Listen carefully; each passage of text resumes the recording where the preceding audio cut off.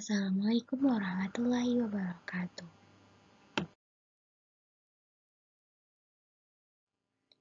Kenalkan, nama saya Desiva Ilhami, BP 201054230 dari kelas E2, kampus 2 Payakumbuh, program studi Ekonomi Pembangunan, Universitas Andalas. Pada kesempatan kali ini, saya akan share mengenai sebuah materi dari mata kuliah Teori Ekonomi Makro 1 dengan dosen pembimbing mata kuliah yaitu Ibu Nur Ali Supriawan, SPD MSI.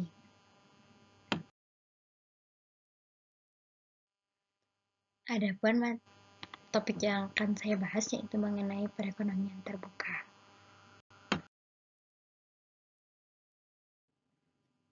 Open economy atau ekonomi terbuka adalah jenis perekonomian yang berinteraksi dengan dunia luar melalui perdagangan internasional berupa kegiatan ekspor dan impor. Adapun yang diekspor atau diimpor berupa barang dan jasa, pertukaran teknologi, pergerakan modal, transfer informasi dan pengetahuan teknis, dan migrasi tenaga kerja. Adapun dengan adanya perekonomian terbuka ini memberikan kemudahan bagi masyarakat untuk berinteraksi dalam bidang ekonomi dengan negara lain, baik itu secara perorangan, swasta, maupun pemerintah. Dalam perekonomian terbuka, beberapa produksi dalam negeri diekspor atau dijual di luar negeri, dan di samping itu ada juga barang-barang negara itu yang diimpor dari negara-negara lain. Penyebab terjadinya perdagangan nasional dalam sistem perekonomian terbuka tidak hanya di zaman sekarang ini. Beberapa abad yang lalu, para pedagang yang berlayar dengan kapal juga sudah melakukan kegiatan jual beli barang antar wilayah pada perekonomian saat itu, belum berkembang seperti sekarang ini. Jika kita nilai, kegiatan ekspor dan impor sekarang ini justru memiliki peranan penting dalam perekonomian antar negara, yang salah satu penyebabnya mungkin karena perbedaan sumber daya dan perbedaan kepentingan antar negara yang satu dengan negara yang lainnya.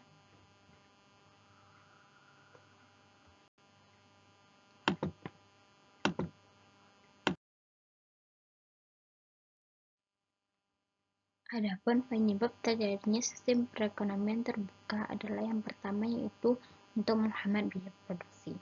Hal ini juga menjadi alasan para produsen untuk melakukan perdagangan secara internasional. Dan sebenarnya inti dari alasan ini adalah untuk menekan tingginya biaya produksi dengan cara menghasilkan produk dalam skala jumlah yang lebih besar. Yang kedua yaitu perbedaan tingkat selera. Walaupun misalkan kondisi sebuah produk dari berbagai daerah itu sama, perdagangan internasional tetap mungkin akan terjadi apabila masing-masing penduduk di satu negara memiliki selera yang berbeda. Contohnya, ada dua negara yang menghasilkan daging. Yang satu adalah produsen daging sapi, dan negara yang satu adalah negara yang produksi daging ayam. Jika produsen daging sapi memiliki selera yang terhadap dagingnya ayam, dan sebaliknya, tentu proses impor dan ekspor akan terjadi. Yang ketiga adalah adanya prinsip perbandingan keunggulan atau comparative advantage. Maksud dari prinsip ini adalah suatu negara cenderung akan lebih berspesialisasi untuk menciptakan produk dan mengekspornya keluar jika dirasa pembuatan produk di negaranya itu memakan biaya yang relatif lebih rendah daripada dibuat oleh negara lain.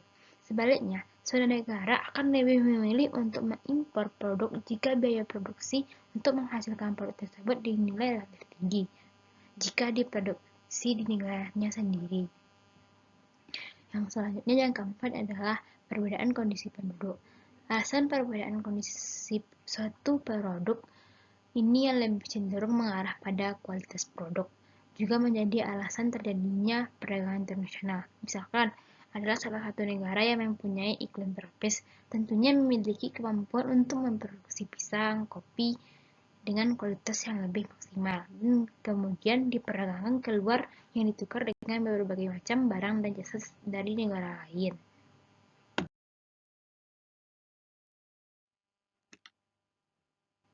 Ekonomi terbuka juga disebut dengan ekonomi empat sektor, yaitu ekonomi yang dibagi menjadi 4 sektor.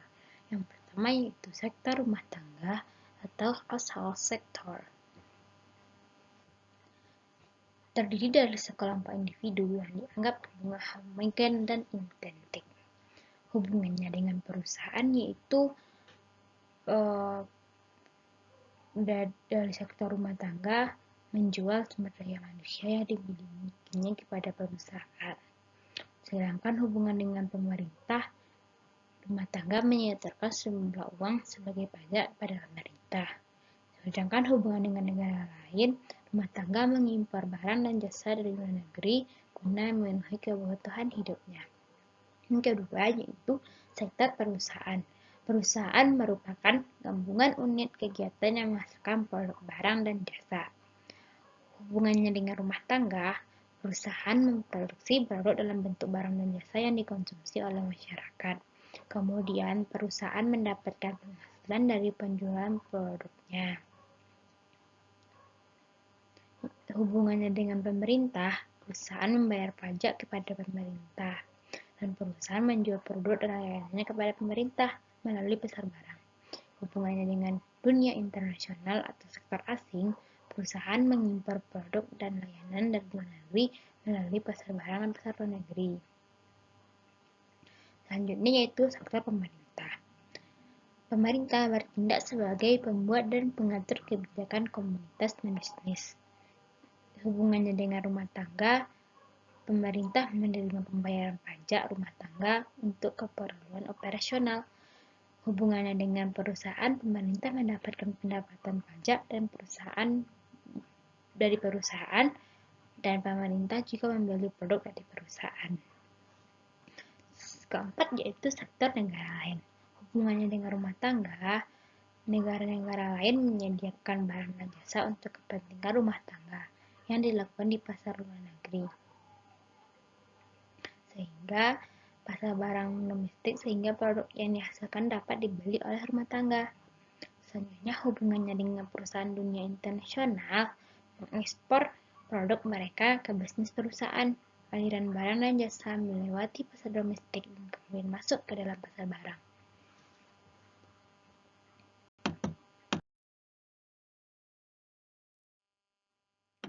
Adapun kelebihan dari sistem ekonomi terbuka yaitu memberikan kesempatan bagi warga negaranya untuk berinteraksi dalam bidang ekonomi dengan negara lain. Warga negara bisa berupa perorangan, bisnis, swasta maupun pemerintah. Dengan adanya kegiatan ekonomi tersebut, bisa dalam bentuk perdagangan produk barang jasa, pertukaran teknologi atau manajerial, pertukaran mahasiswa, sebagai kebutuhan perkembangan ilmu pengetahuan dan sebagainya. Adapun keuntungan dari sistem ekonomi terbuka yaitu memperluas pasar produk barang dan jasa perusahaan dalam negeri. Yang kedua, mengurangi tingkat pengangguran masyarakat suatu negara karena semakin banyak terbukanya lowongan pekerjaan bagi masyarakat atas perluasan usaha dalam negeri maupun kesempatan memperoleh pekerjaan dari luar negeri. Yang ketiga yaitu warga negara memiliki banyak pilihan atas barang dan jasa untuk aktivitas konsumsinya. Yang keempat itu dengan adanya kegiatan impor barang dan jasa memiliki kesempatan bagi negara-negara untuk menjalin banyak persahabatan dari berbagai negara. Selanjutnya yang kelima yaitu warga negara memiliki kesempatan untuk menyimpan uangnya sebagai tabungan ataupun investasi di luar negeri. Yang keenam, suatu negara memperoleh kesempatan untuk mendapatkan dana dari luar negeri.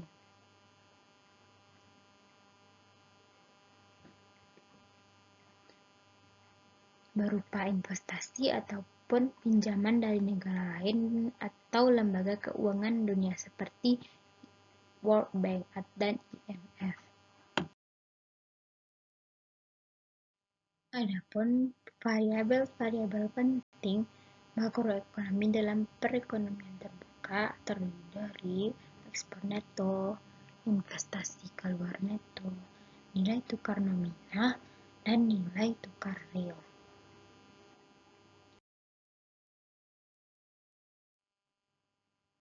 Model makroekonomi dalam perekonomian terbuka dapat dilihat dengan Y sama dengan C tambah I tambah G ditambah X dikurang M.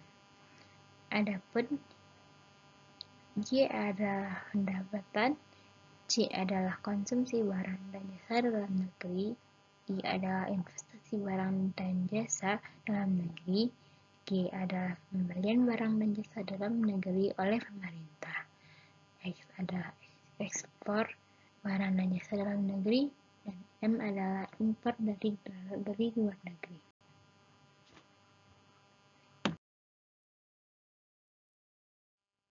Selanjutnya adalah ekspor neto.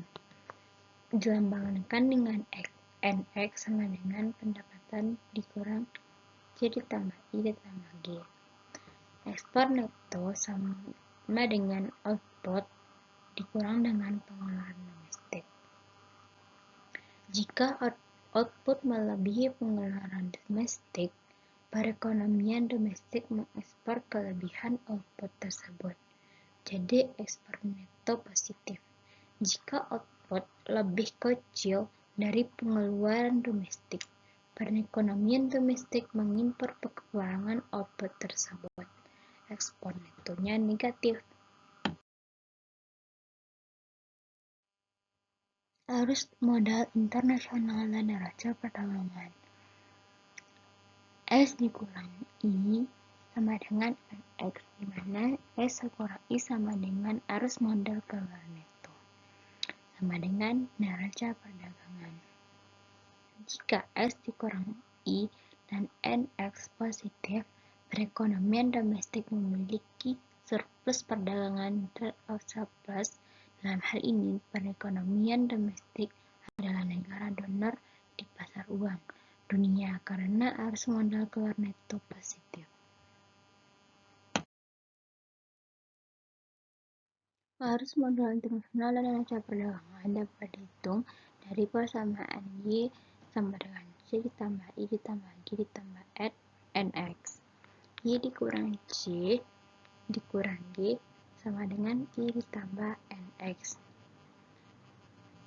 Jadi Y, C, G, dan G dipindah ruaskan ke sebelah kiri dan tanda berubah menjadi negatif, di mana Y dikurang C dikurang G pendapatan, konsumsi dan belanja pemerintah sama dengan S, maka S sama dengan I ditambah NX. S dikurang I sama dengan NX. Jadi S dikurang I sama dengan arus modal keluar neto. Ikhtisar arus barang dan modal internasional. Adapun dalam surplus perdagangan,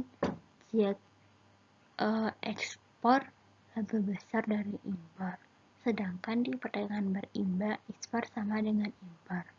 Kalau defisit perdagangan, berarti ekspornya lebih kecil dari impornya. Untuk surplus perdagangan, ekspor netonya itu besar dari nol.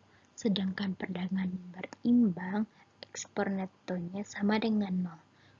Jika defisit perdagangannya, ekspor netonya kurang dari nol. Untuk surplus perdagangan, tabungannya lebih besar dari investasi. Sedangkan perdagangan berimbang, tabungannya sama dengan investasi. Sedangkan defisit perdagangan, tabungannya kecil dari investasi. Dalam surplus perdagangan, arus modal keluar netonya besar dari nol. sedangkan perdagangan berimbang harus modal keluar neto sama dengan nol. Defisit perdagangan harus modal keluar neto kecil dari nol. Mobilitas modal dan tingkat bunga dunia dirumuskan dengan NX sama dengan S dikurang 1 dalam kurung R star, di mana R star sama dengan tingkat suku bunga dunia. Neraca perdagangan ditentukan oleh selisih antara tabungan dan investasi pada tingkat harga dunia.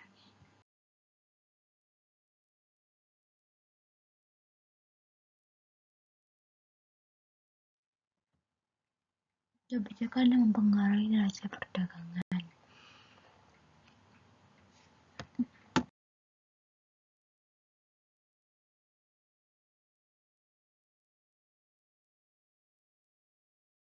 Kebijakan yang mempengaruhi neraca perdagangan yaitu berupa kebijakan fiskal dalam negeri.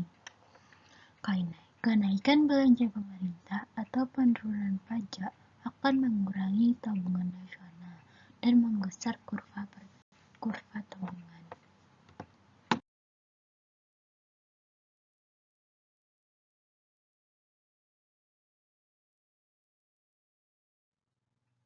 Kebijakan yang mempengaruhi neraca perdagangan, kebijakan fiskal negeri.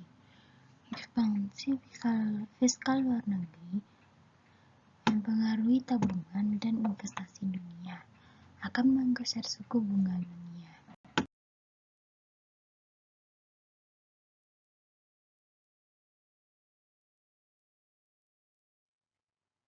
Kebijakan yang mempengaruhi neraca perdagangan selanjutnya adalah pergeseran permintaan investasi.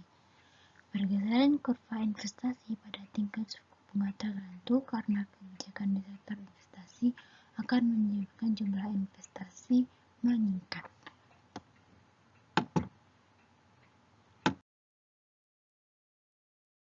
Demikianlah materi tentang perekonomian terbuka yang dapat saya share kepada teman-teman sekalian. Semoga bermanfaat.